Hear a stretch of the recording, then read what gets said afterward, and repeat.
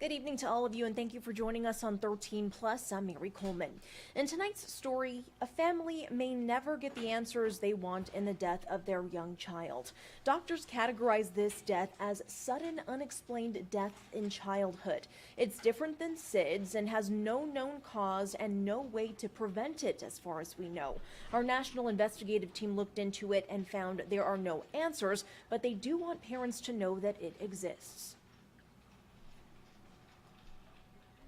Smiling for the camera.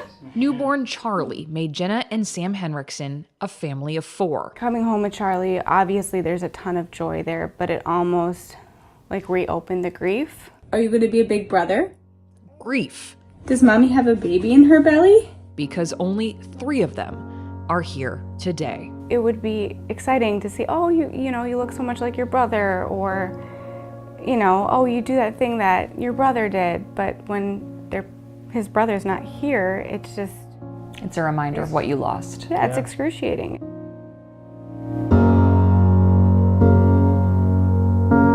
He was just the happiest boy ever. Happy and healthy. Hudson was an energetic, typical toddler. He loved food. Oh my gosh, the boy could eat. He loved to eat. And Sam and Jenna were typical first-time parents, a little nervous and extra cautious. You hear about SIDS, and I was always worried. I was so strict on the safe sleep. He was never in our bed. He was always in a crib. And then you get to that first year and you think, okay, we're good. He's good. That comforting feeling washed away in the middle of the night, January 8th, 2024. I didn't know that you could put an 18-month-old to bed and they could just not wake up. I started CPR on him, and then the paramedics got here and they took him. I mean, the rest of it's just kind of too hard to get into, honestly. And when the autopsy did come back, what did it say? Absolutely, it's perfectly healthy. Perfect brain, perfect heart. The Henriksens were left with a frustrating explanation. There was no explanation. Hudson's death was undetermined and categorized as SUDC, a sudden unexplained death in childhood. We've heard of SIDS, of course, but I'd never heard of SUDC. I didn't know this could happen. I do think that the average American has not heard of SUDC, despite it being the 4th leading cause of death in toddlers. Dr. Erin Bowen is a pediatrician and vice president of the SUDC Foundation. She says SUDC means there is a full autopsy, but no cause of death, no explanation why they died. It's different than SIDS, sudden infant death syndrome, because it occurs in children 1 year old and older. Right now, there is no known cause and no way to prevent it. How many families have been affected by this? So we estimate that approximately 500 children annually are affected by SUDC, but what we recognize is it's likely that that's an underrepresentation. Underrepresented because there is a lack of knowledge this even exists, not just among parents, but medical professionals, including at one point, Dr. Bowen. He went down for his nap like he normally would, and it was about an hour into his nap that my husband found him unresponsive. Her son, 17-month-old Connor, died in 2016. To this day, his cause of death is undetermined.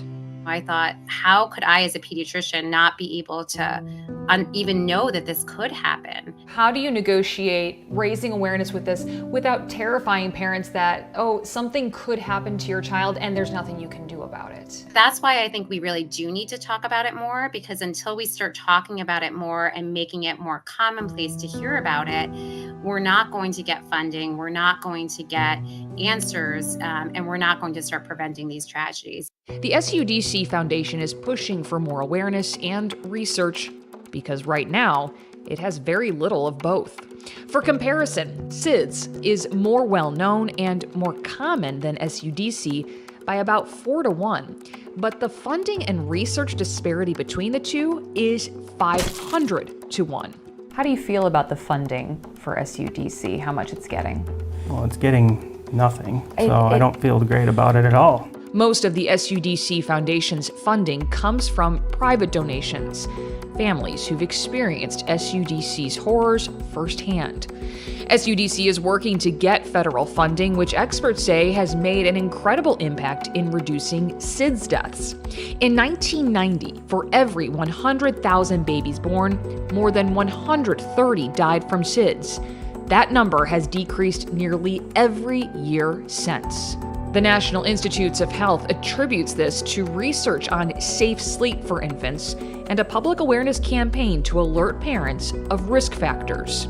I think that it's a good lesson to say when we put funding and education in, we can see a difference because we have seen a difference in that world for sure. More funding for SUDC could mean more answers on what connects these unexplained deaths in children. I don't know that it's the same thing that, caused every one of these kids' deaths, but, we don't know that unless we start looking into it. More data, more research, more funding, so fewer children lose their lives and fewer parents live in fear. Everyone says, okay, 1 in 100,000, it's so rare. And it is rare, and the idea is not to scare people here, but it's not rare enough. There is some information that connects these children. Experts say about 95% of SUDC deaths happen in a sleep state. It can happen to any child under the age of 18, and most of the children impacted are boys and toddlers, and some had mild illnesses like a cold or fever. On the days Hudson and Connor died, both of them had mild temperatures. There are studies underway testing the genetics of parents and their children connected with SUDC. The Henriksons are part of one of those studies, but they say so far, researchers have not found any answers in Hudson's genes. Other research has found an increased history of febrile seizures for some of the children, which could explain a portion of the deaths, but not all of them. The Henriksons haven't stopped fighting for answers. Since Hudson's death, they've hosted and participated in fundraisers for SUDC research to keep Hudson's memory alive. Their May 2024 fundraiser, Huddy's Hike, raised more than $50,000 for the SUDC Foundation. Jenna also helped launch a group for bereaved moms in St. Paul, Minnesota. For more information on SUDC and other awareness efforts, head to sudc.org.